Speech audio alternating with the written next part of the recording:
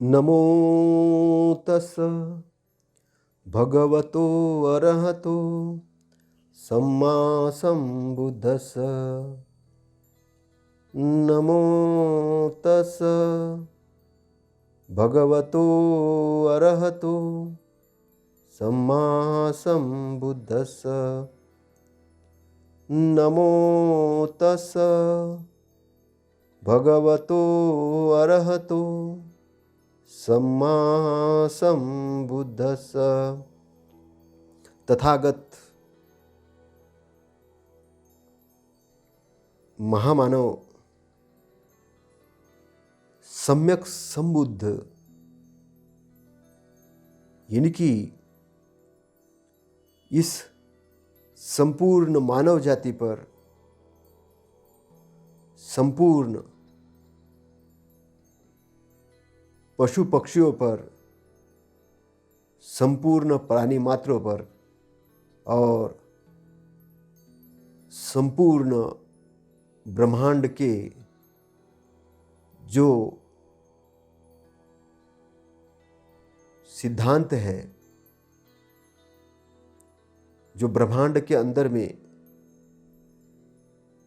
जितनी भी अच्छी बातें हैं, उन सब अच्छी बातों के जानकार, उनको प्रचार प्रसार करने वाले और मानव मात्र प्राणियों की संरक्षण, सेवा, समृद्धि के लिए अपना धम्मपथ उजियाला करने वाले, धम्म का दान पूरे संसार को देने वाले महामानव तथागत भगवान गौतम बुद्ध जब इन्हें बोधि लाभ हुआ, बिहार के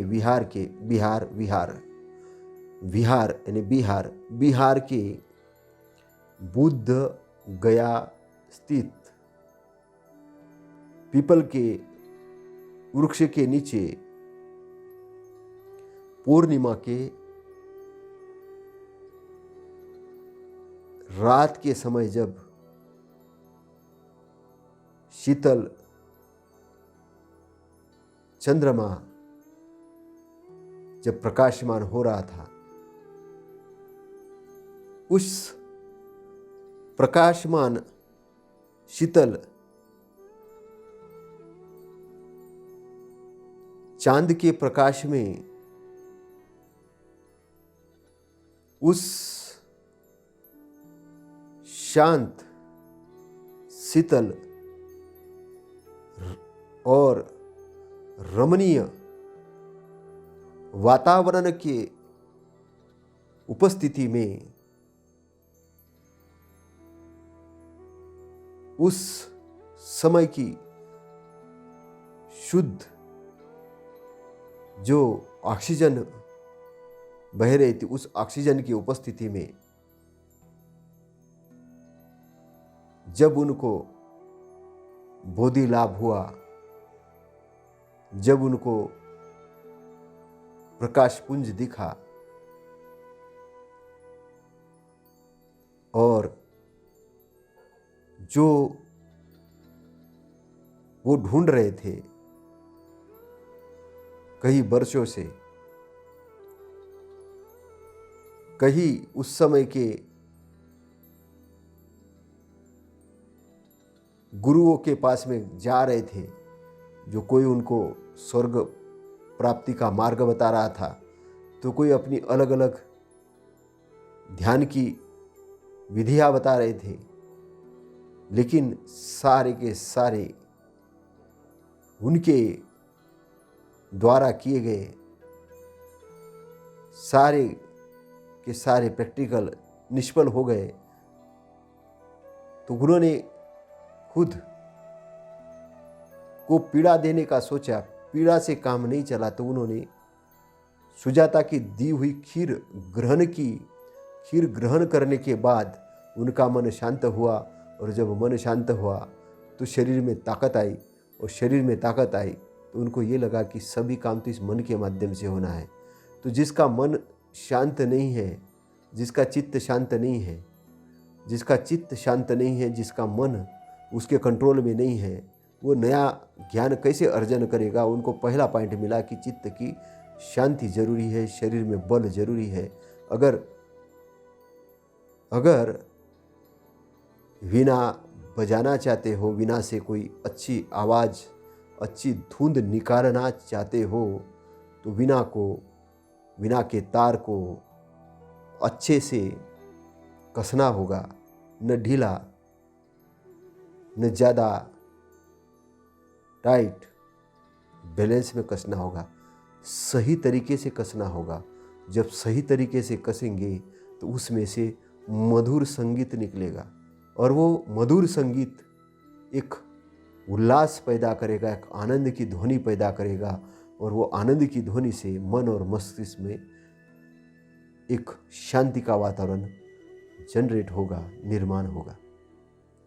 तथागत का धम्म एक शोध किया हुआ धम्म है, ऐसे महामानव के द्वारा, जिन्होंने शरीर की बैलेंस को जाना, बॉडी के बैलेंस को जाना, मन के निर्मलता को जाना, चित्त के शांति को जाना, इंद्रियों को प्रशिक्षित करने के बारे में जाना, और अपने अंदर के बलों को जाना, सारे दुखों से मुक्त होने के बाद निब्बान के एरिया को जाना। निब्बान के एरिया को जानकर खुद के मालिक खुद बन के वो एक ऐसे विद्वान महापुरुष बने कि जिन्होंने इस संसार के लिए बहुत बड़ा अनुकंपा का कार्य किया, बहुत बड़ा अच्छाई का कार्य किया, और वो है इस संसार को धम्म देकर, धम्म का उपदेश देकर। उनके धम्म का उपदेश क्या ऑब्जेक्ट है? धम्म का ऑब्जेक्ट है कि इंसान दुख में है, इंसान पीड़ा में है, तो पीड़ित और दुखी इंसान को दुख से मुक्त कैसे किया जाए, पहली चीज़। फिर किस कारण से वो दुखी है, उस कारण को धीरे धीरे ख़त्म किया जाए, और कैसे तरीके से ख़त्म किया जाए, उसका एक मार्ग है। तो निरोध है, उसका निरोध है, तो निरोध का एक मार्ग है।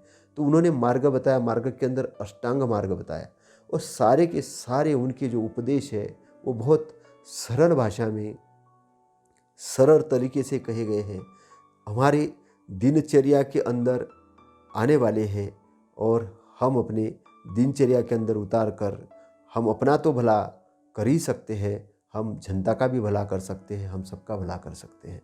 तो तथागत को जब ज्ञान प्राप्त हुआ, तथागत को जब ज्ञान प्राप्त हुआ, ज्ञान प्राप्त होने के बाद उन्होंने सभी अपना भिक्षु संघ बनाया, सभी प्रकार के लोगों को उसमें सम्मिलित किया।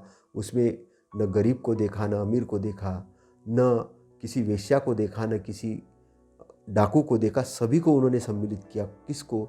जो सीखने के लिए तैयार थे, जो जान रहे थे कि वो दुख में है, जो जान रहे थे वो पीड़ा में है, तो उनकी पीड़ा को उन्होंने दूर किया, उनके मानसिक बीमारी को उन्होंने दूर किया, उनके मन मस्तिष्क को उन्होंने दूर किया, मन मस्तिष्क की जो बीमारी थी उसको दूर किया, और मन मस्तिष्क को की बीमारी को दूर करके उसको शुद्ध किया, और शुद्ध करके शुद्ध करने के लिए एक रास्ता दिया, और उस रास्ते का इनाम धम्म है।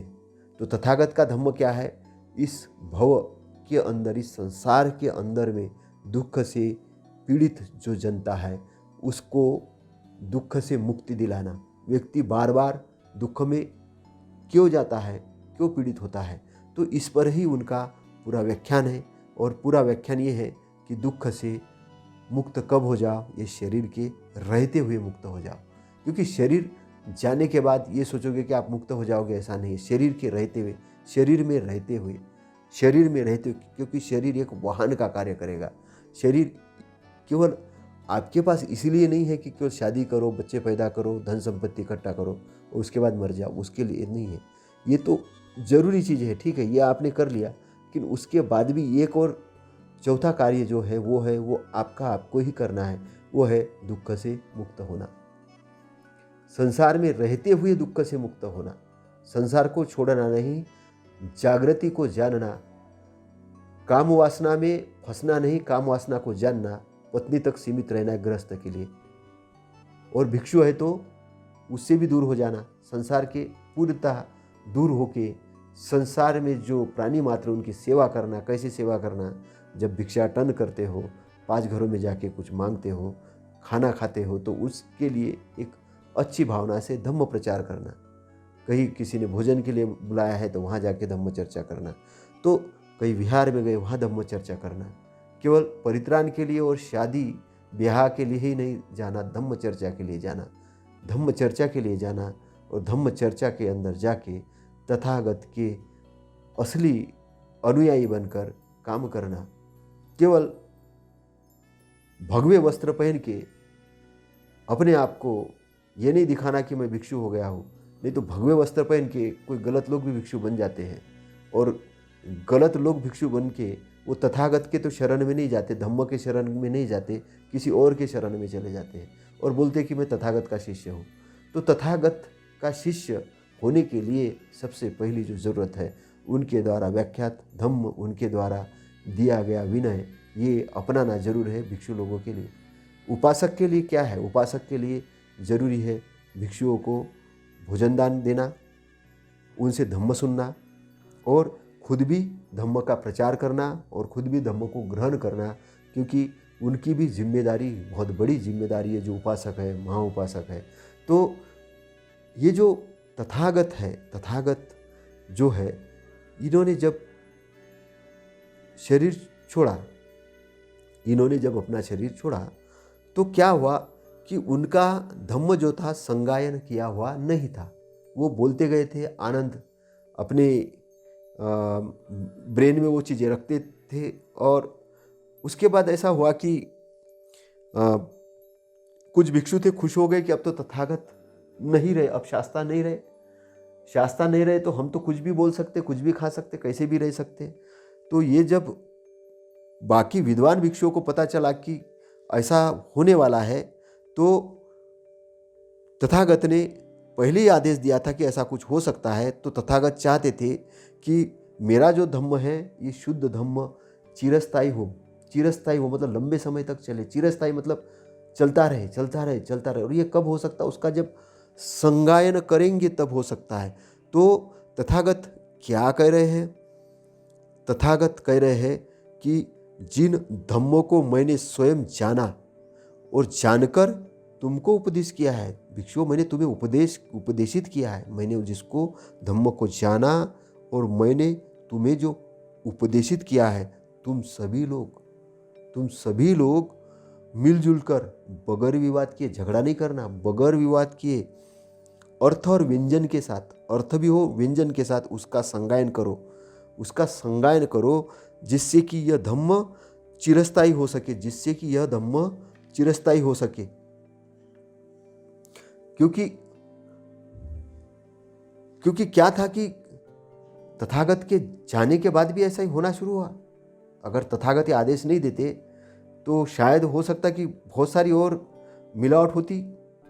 उनके आदेश के बाद भी तो बहुत मिलावट हुई है, लेकिन अगर आदेश नहीं देते तो पता नहीं, जिसके दिमाग में जितना जैसा है वैसा वो लिखना शुरू करता है, वैसा वो बोलना शुरू करता है और वैसा ही वो प्रचार शुरू करता है। उसको उसका ज्ञान भी नहीं तो भी वो ज्ञान बखारना शुरू करता है। और वो ऐसा होता किस लिए? क्योंकि मार बंधनों में पड़ा हुआ व्यक्ति, मार के क्षेत्र में पड़ा हुआ व्यक्ति मन का गुलाम होता है, और मन का गुलाम होने के कारण क्या करता है, मन उसको भटका देता है कहीं भी, और इंद्रियां भटक जाती है। फिर वो कल्पना करता है, इधर कल्पना उधर कल्पना, और उस कल्पना के उड़ान में उसको सत्य का ज्ञान नहीं रहता, सत्य का ज्ञान नहीं रहता। जैसे आपने कभी कभी सुना होगा कि किसी व्यक्ति ने सूरज को ही खा लिया, सूरज को खा लिया। अरे आप कैसे समझ जाओगे कि सूरज तो पृथ्वी से 19 गुना बड़ा है? लिख दिया मतलब कुछ भी लिख दिया, लोग मानते हैं। और ऊपर से ये लिख दिया जाता है कि तुमको ये मानना पड़ेगा, अगर नहीं मानोगे तो ये धर्म के खिलाफ है। तो धर्म के खिलाफ बोल के तुम्हारी दुर्गति होगी, ऐसा डरा दिया जाता है, तो लोगों को मानने के लिए बाध्य किया जाता है गलत बातों को। तो ये तथागत जानते थे कि मार के बंधन में पड़ा हुआ इंसान दुनिया में लोगों को गुलाम बनाने का काम करेगा। ये तथागत जानते थे। तथागत जानते थे कि मानव मात्र सब समान है, लेकिन मार के बंधन में पड़ा हुआ अब इंसान वर्ण व्यवस्था, जाति व्यवस्था, छुआछूत को प्रचारित करेगा, ये उनको मालूम था। क्यों करेगा? क्योंकि वो अज्ञान में पड़ा हुआ है। आप सोच रहे हो जानबूझ के कर रहा है, नहीं, वो जानबूझ के नहीं कर रहा है, वो क्योंकि अज्ञान में पड़ा है। वो अपने अज्ञान को छोड़ना नहीं चाहता। उसके पास ज्ञान का प्रकाश बार बार जाता है, लेकिन उस अज्ञान में भी उसको मजा आता है। क्यों? क्योंकि एक मूर्खों की टोली, 1000 लोगों की टोली का एक अगर राजा बन जाता है, 1000 मूर्ख उसके साथ में खड़े हैं, उसको पूजा कर रहे हैं, उसको पैसा दे रहे हैं, उसको सारी भौतिक चीज़ों का परिपूर्ण कर रहे हैं, और वो खूब अपनी कथा कहानियाँ बता रहा है, तो वहाँ वो छोड़ना नहीं चाहता। उसको तो लगता है मूर्खों की भीड़ मेरे पास रहना चाहिए। और तथागत के समय भी ऐसा था, क्योंकि कई जो उस समय के आचार्य थे वो अपने आप में घमंड में रहते थे। उनके भी 500-500 शिष्य थे, बड़े बड़े शिष्य थे, जैसे महाकाश्यप वगैरह लोग थे, वो भी बहुत महान लोग थे। लेकिन तथागत उनके पास जाके ये पूछते हैं, क्या तुम अरहंत हो? जब उनके पास बोलते अरहंत क्या होता है, तो बोले तुम्हें अभी तक पता नहीं अरहंत क्या होता है? जब तुम अरहंत ही नहीं हो तो तुम ज्ञानी नहीं हो उस चीज के। तो वो तथागत को सुनने के लिए बाध्य हो गया। तो बहुत सारे लोग होंगे, लेकिन तथागत का जो मार्ग है क्या है?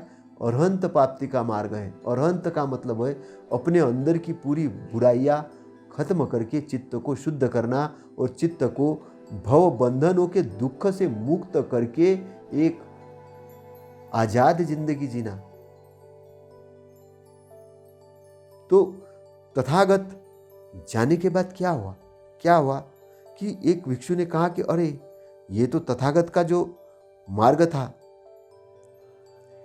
तथागत का एक मार्ग था, तथागत शास्ता थे, अब हम तो आजाद हो गए। अब हम आजाद हो गए इस महाश्रवण से। हम तो सदा पीड़ित होते रहते थे। वो बताते थे ये उचित है, ये अनुचित है। अब तो हम कुछ भी कर सकते हैं। अब तो हम शराब भी पीना, शराब पी सकते हैं, जो भी करना चाहे कर सकते हैं, जैसे ही रहना चाहे रह सकते हैं, अपने आप को कुछ भी घोषित कर सकते हैं। ये महाश्रवण जो था, ये बड़ा हमको बंधन में डाल देता था, अनुशासित करता था। अब तो हम आजाद हो गए। अब तो हमारी जो इच्छा होगी हम करेंगे, और जो इच्छा नहीं होगी नहीं करेंगे। अब तो ऐसे भी लोग हैं ना, कुछ ऐसे साधु, तो तुम्हारे जो इच्छा में आता वो करो, जो इच्छा में आता करो। ऐसे भी प्रवचन देने वाले लोग हैं, तो दो इच्छा में आता करो, तो वो क्या होता है? आदमी अगर जागृत अवस्था में है तो जागृत अवस्था में तो सही काम करेगा। तथागत ये कहते हैं कि भाई तुम अंधेरे में चल रहे हो तो लाइट तो जला लो, ताकि कोई किसी का, तुम गाड़ी चला रहे हो लाइट तो जला लो, ताकि तुम किसी का एक्सीडेंट नहीं कर सको, तुम अपने गड्ढे में नहीं डाल सको, तुम लाइट तो जलाओ। तो लाइट जलाना कोई बुरी बात है? अगर प्रकाश के अंदर जाओगे तो बुराई से बच जाओगे। तथागत का मार्ग इतना ही है। सबसे पहला लाइट, प्रकाश, जागृति, जागृत अवस्था में। और जो चीज़ आपको जागृति से दूर ले जाती है, उनसे वो बचने के लिए कहते थे कि ये चीज़ तुम्हें अंधेरे की तरफ ले जाती है। तो जितने भी बुरे कर्म होते हैं इंसान के हाथ से, वो कब होते हैं? वो जागृत अवस्था में नहीं होने के कारण होते हैं। तो तथागत का पहला जो सूत्र है वो है जागृति की अवस्था में रहना, सती और जागरण की बात तथागत करते हैं। तो तथागत अनुशासित किस लिए करते हैं? कि आप जागृति के अवस्था में आ सको। वो आपके दुश्मन नहीं है, आपके बहुत मित्र है। कैसे मित्र है? कल्याण मित्र है। तथागत कल्याण मित्र है। और क्या कर रहे तथागत? तथागत ये थोड़ी ना कह रहे कि मेरी पैर की पूजा करो, मेरी बात मानो ही नहीं। वो कहते हैं कि जागृत युक्त अवस्था में मेरी बातों को ग्रहण करो, उसका विश्लेषण करो, खुद के अनुभव पे उतारो, और सही लगती है तब मानो। इतना बड़ा गुरु, महागुरु कहीं मिलेगा आपको? आजकल तो गुरु घंटालों की भीड़ लगी हुई है, जो बोलते हैं कि नहीं मानोगे मेरे को तो ऐसा हो जाएगा। डराने वाले लोगों की, कथा कहानीकारों की भीड़ लगी है, और ऐसे ऐसे लोगों की भीड़ लगी है कि जो आपको पक्के गुलाम बनाना चाहते हैं, आपको भक्त बनाना चाहते हैं, और आपको गुलाम बना के आपका पूरी तरीके से शोषण करना चाहते हैं। मानसिक शोषण, शारीरिक शोषण, दैहिक शोषण, जितना प्रकार का जो भी शोषण करना है वो शोषण करने के लिए उतारू है। तो वो क्यों शोषण करना चाहते? क्योंकि वो खुद गुलाम है। किसके गुलाम है? मार के, बुराई के गुलाम है। लेकिन अगर वो आज़ाद होते, उन्होंने अपने अंदर से अच्छाई अगर दिखी होती, तो वो भी आपको आज़ादी का मार्ग बताते। तो सबसे पहले महत्वपूर्ण है सही गुरु को ढूंढना। हर किसी को गुरु नहीं बनाना, वो सही साहित्य को पढ़ना, हर किसी साहित्य को नहीं अपनाना, और पढ़ भी लिया तो उस साहित्य से सही चीज़ को ग्रहण करना, सत्य को सत्य जानना, असत्य को असत्य जानना। जब सत्य को सत्य जानोगे, असत्य को असत्य जानोगे, तो सत्य के पथिक बन के आगे बढ़ोगे, और आगे बढ़ोगे तो अपने भव बंधनों को काट कर आप मुक्त हो जाओगे। तो ये क्या कह रहे हैं कि अब तो हमारी जो इच्छा होगी हम वो करेंगे। क्यों कह रहे हैं कि ये तो महाश्रवण चले गए। यहाँ पर हमें तथागत के जो शिष्य आनंद थे उनका अहोभाव मानना पड़ेगा, और उन अरहंत भिक्षुओं का भी अहोभाव मानना पड़ेगा। उनको वंदन करना होगा। उन्होंने बुद्ध वाणी को, तथागत की वाणी को संगायन करने का काम किया, सही तरीके से संगायन करने का काम किया। तो आनंद के बारे में तथागत प्रशंसा रूप कहते थे कि आनंद अर्थकुशल है, अर्थकुशल अर्थ सहित बात को जानता है, धर्म कुशल है, धम्म कुशल है, धम्म के बारे में भी जानता है, व्यंजन कुशल है, व्यंजन के बारे में भी जानता है, उसके अर्थ को भी जानता है, और निवृत्ति कुशल है, परवापर कुशल है। निवृत्ति कुशलो पुब्बा पर कुशलो। तो आनंद कुशलता से भरे हुए हैं, आनंद कुशलता से भरे हुए। तो आनंद जो है बोली व्याकरण संबंधित जो विश्लेषण है उसके अच्छे जानकार हैं, इतिहास के बहुत अच्छे से जानकार हैं। आनंद इतिहास की भी बहुत अच्छे से जानकार है। आनंद जो है ये बहुश्रुत धम्मधर महर्षि के कोश रक्षक, सारे संसार के चक्षु समान अरहंत आनंद है, अरहंत है आनंद। तथागत के जाने के बाद में आनंद श्रोतापन्न से अरहंत बने, और वो अशेक्ष शैक्ष से अशेक्ष बने। सीख रहे थे क्या करना है, कैसा करना है, कैसे। तो वो तथागत के साथ में रहते थे, सारी चीज़ों को ग्रहण करते थे, अपने ब्रेन के अंदर में सारी चीज़ों को व्यंजन सहित सारे अर्थों को रखते थे। तो उनका काम ही वही था, एक बड़ा काम था कि तथागत के साथ रहना। तथागत ने क्या कहा, क्यों कहा, किस समय कहा, किस दशा में कहा, किस भाव से कहा, हर चीज़ को वो करते थे। तो उनका काम वो एक चलते फिरते टेप रिकॉर्डर थे, मतलब टेप थे, कि वो अपने ब्रेन के अंदर में। तो आनंद बहुत तीक्ष्ण बुद्धि के स्थविर थे, महास्थविर थे, भिक्षु थे। तो आनंद जो महास्थविर कैसे थे, गतिमान, स्मृतिमान, धृतिमान और सद्धर्म को धारण करने वाले भिक्षु जो आनंद है, ये रत्नाकर है, रत्नाकर, रत्न के खान है। आनंद भंते आनंद ने बहुत बड़ी भूमिका निभाई है। तथागत के धम्म को संगायन करने में बहुत बड़ा योगदान है। तो तथागत का जो धम्म त्रिपिटक के अंदर में जो संगायन हुआ है, वो विनय पिटक, धम्म पिटक, अभिधम्म पिटक में हुआ है। लेकिन मैं जहाँ तक मैं मानता हूँ, जैसे जैसे हम धम्म के तरफ आगे बढ़ते हैं, वैसे वैसे हमें सबसे महत्वपूर्ण जो केंद्र बिंदु जो धम्म का क्या है, दुख से मुक्त होना, पहला केंद्र बिंदु। और दुख निरोधगामी जो प्रतिपदा है वो अष्टांग मार्ग, अष्टांग मार्ग को समझना। अष्टांग मार्ग को समझना मतलब हमें वाहन दिया गया है, एक मान के चलिए धम्म हमारे लिए वाहन है। अब वाहन का निर्माण नहीं करना है, वाहन को समझना है कि इसको ड्राइविंग कैसे करना है। धम्म ड्राइव कौन करेगा? हम करेंगे। कैसे करेंगे? अपने शरीर के द्वारा। तो हमारे शरीर के अंदर में क्या क्या बल है, क्या क्या पावर है, क्या क्या चीजें हैं, ये धम्म के माध्यम से हमको पता चलेगा। तो महत्वपूर्ण चीज है कि निर्माण नहीं करना है, हमको समझना है। समझ के आज के समय परिस्थिति अनुसार उसको हमारे समाज के अंदर में उसको लागू करना है। और बहुत सारी चीजें जो है वो समय परिस्थिति के अनुसार वो बदलती है, उदाहरण बदलते हैं। अभी उस समय घोड़ा था, हाथी था, इसके ज़्यादा उदाहरण आते, बैलगाड़ी का उदाहरण आता है, लेकिन अभी थोड़ा बदल जाता, अभी वाहन बदल गए हैं। तो एरोप्लेन का उदाहरण हो गया, गाड़ी का उदाहरण हो गया। तब तो पेट्रोल कार, डीजल कार थे नहीं। तो ये एक विज्ञान ने ये थोड़ा सा जो प्रोग्रेस किया है। पहले हमारे पास ऐसे टेप रिकॉर्ड नहीं थे, कंप्यूटर्स नहीं थे, नहीं तो तथागत कि जो पूरी पिक्चर बना देते हम लोग, कि तथागत यहाँ से इधर गए, वैसा उन्होंने प्रवचन किया। फिर शायद आज अगर वो कंप्यूटर होता तो फिर आनंद को रटने की जरूरत नहीं पड़ती, वो जैसा था वैसा ही हमको प्राप्त होता, जैसा उन्होंने बोला वैसा ही प्राप्त होता। तो ये टेक्नोलॉजी का ज़माना है।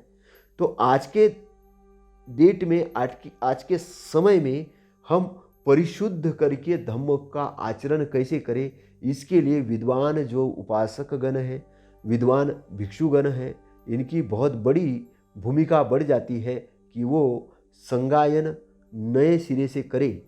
क्योंकि तथागत को जाए हुए, तथागत को धम्म उपदेश किए हुए करीबन 2500 साल के आसपास में समय हो गया है। तो उसका संगायन नए सिरे से करने की जरूरत है। क्योंकि कई भिक्षु जो भिक्षु नहीं थे वो भिक्षु बने, जो तथागत के धम्म के शरण में नहीं गए, वो केवल इसलिए गए कि ऐश्वर्य था, राजशाही थी, बहुत सारे राजा उनके इसमें आए थे, तो इनको भी लगा कि मैं भी भिक्षु बन जाऊंगा तो मुझे भी बड़ा सम्मान मिलेगा, तो वो फ्री फोकट में वहाँ चले गए। तो उन्होंने धम्म का काम न करके उन्होंने अपना महिमा मंडन किया कि मैं ये हूँ, मैं वो हूँ, और उन्होंने ऐसे साहित्य लिख के रखे। तो वो साहित्यों की मिलावट को दूर करना है। तो दूर कैसे करेंगे? दूर करने के पैमाने हमारे पास है।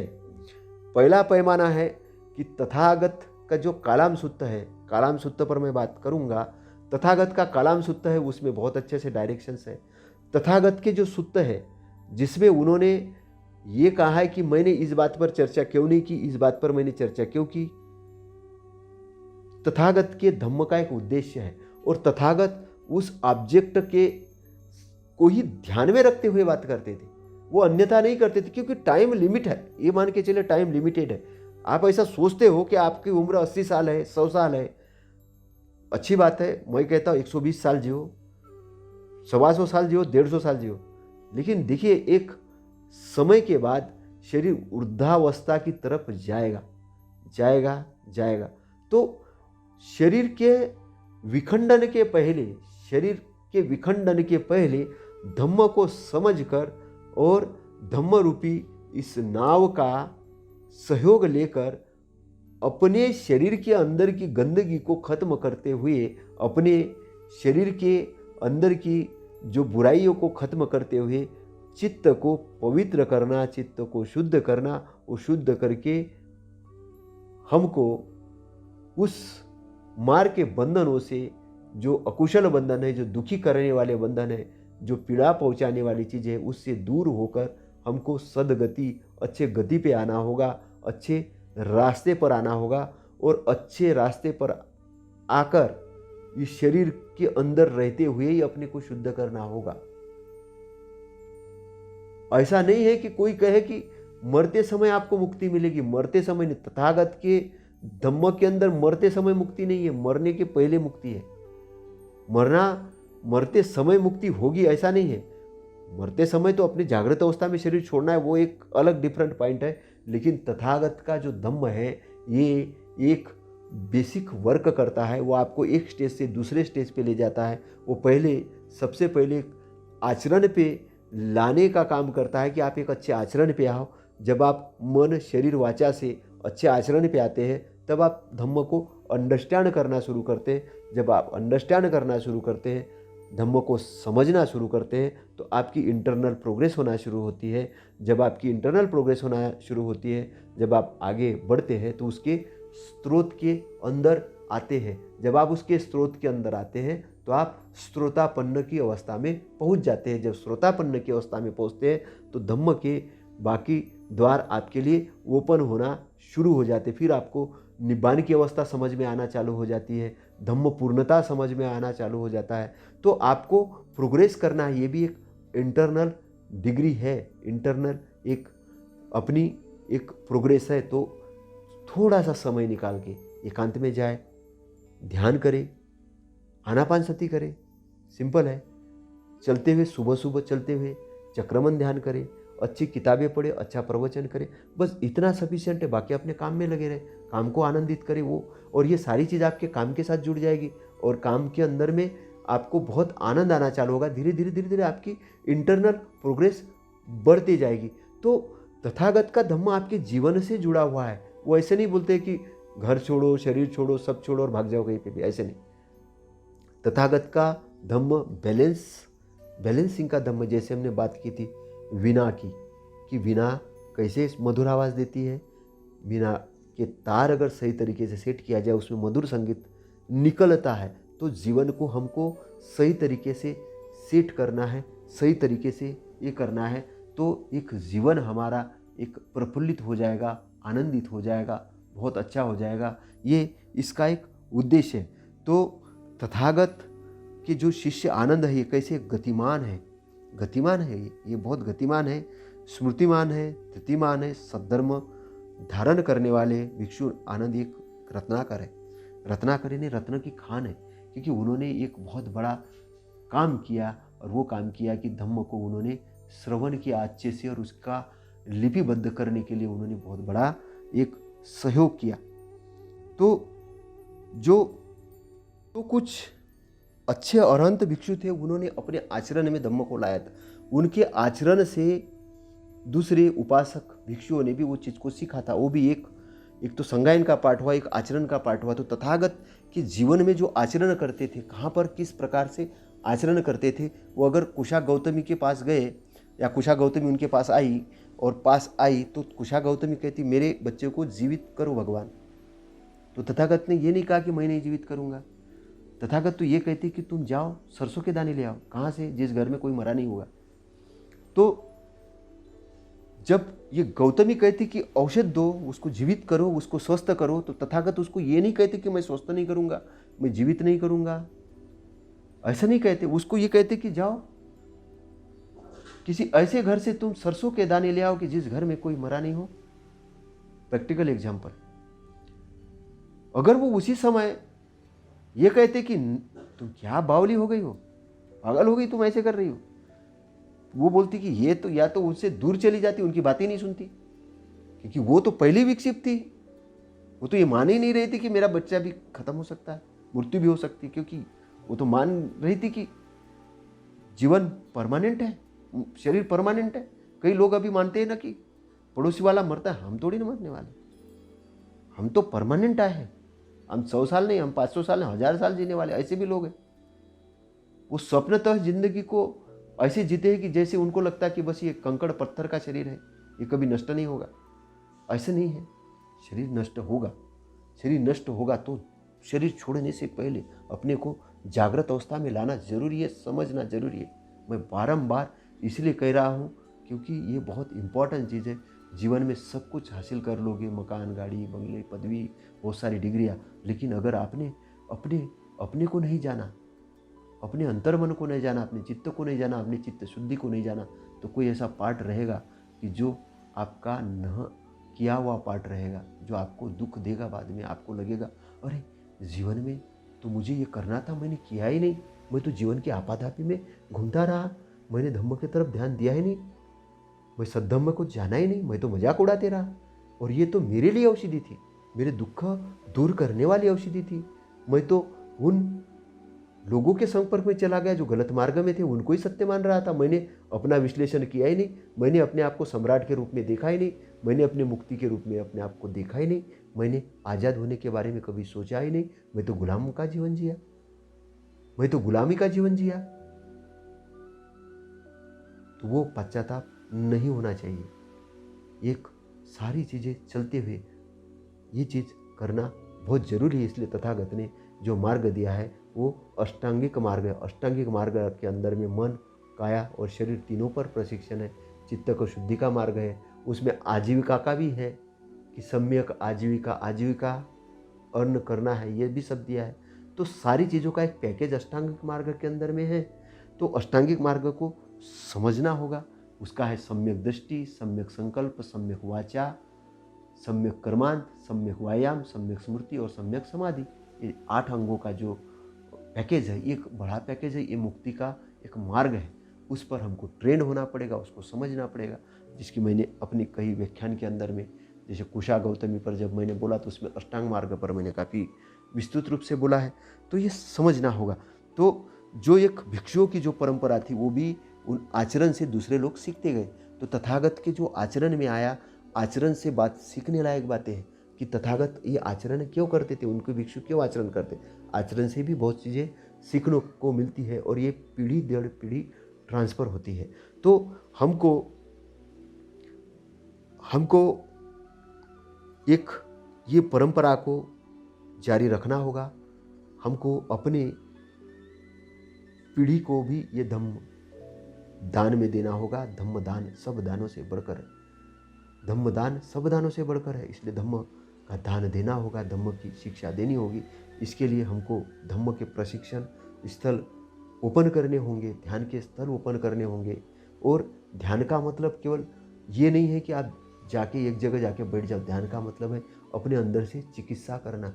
और चिकित्सा कैसे करना, जिसकी जो बीमारी है उसको वो औषध देते हुए आना चाहिए। तथागत हर व्यक्ति को एक ही तरीके का ध्यान नहीं सिखाते थे। सबको एक तरीके का ध्यान वही होता था। चक्रमन ध्यान सबको सिखाते थे, वो एक तरीके का ध्यान होता था। आनापान सती सबको सिखाते थे, वो एक तरीके। जागृत रहना सबको सिखाते थे। लेकिन कौन आदमी की क्या स्थिति है उसके अनुसार वो उसका ट्रीटमेंट करते थे। अगर कोई काम वासना से बहुत ग्रसित है तो उसको काम वासना से छूटने के लिए वो शरीर की अनित्यता पर ध्यान करवाते थे। तो धनी लोगों के लिए उन्होंने अलग तरीके का उपदेश किया, गरीब को अलग तरीके का उपदेश किया, वेश्याओं को अलग तरीके का उपदेश किया, डाकुओं को अलग तरीके का उपदेश किया। तो वो सबको एक संगायन करने की ज़रूरत है, उसको समझने की ज़रूरत है, ताकि हम इस समाज के अंदर में एक शांति का और एक अच्छा वातावरण निर्माण कर सके। तो वेश्याओं ने अपना वेश्यापन छोड़ दिया, डाकुओं ने अपना डाकूपन छोड़ दिया। जो युद्ध हो रहे थे वो युद्ध को उन्होंने समाप्त कराया मैत्री के माध्यम से। तो आप देखेंगे कि सम्राट अशोक ने भी अपनी सीमाएं बढ़ाई, लेकिन कैसी बढ़ाई? वो युद्ध से नहीं बढ़ाई, मैत्री से बढ़ाई। पहले तो उसने युद्ध किया, लेकिन बुद्ध धम्म के मार्ग पर आने के बाद उसने अपनी सीमाएं बढ़ाई। भारत को महाभारत कर दिया, महाभारत किया, जम्बूद्वीप कर दिया। तो हमको उसको प्रैक्टिकल देखना होगा, प्रैक्टिकल रिसर्च करना होगा। केवल ऐसा नहीं है कि हम इसके विरोधी है, इसके सपोर्टर है, ऐसा नहीं। हमको अपने परिवार का भी रक्षण करना है, परिवार की उन्नति करना है, आपको समाज का रक्षण करना है, पानी मात्रा का ये करना है, हमको अपना जीवन भी अच्छे से चलाना है। तो सारी चीज़ों को जानकर समझकर हम तथागत के वचनों को समझेंगे और तथागत के वचनों को समझ के जानकर और अपनाकर हम अपना भी भला करेंगे, लोगों का भी भला करेंगे। आपका मंगल हो, शुभ मंगल हो। इसी के साथ मैं यहीं पर अपने वाणी समाप्त करता हूँ। नमो बुद्धाय, नमो धम्माय, नमो संघाय। साधु साधु साधु।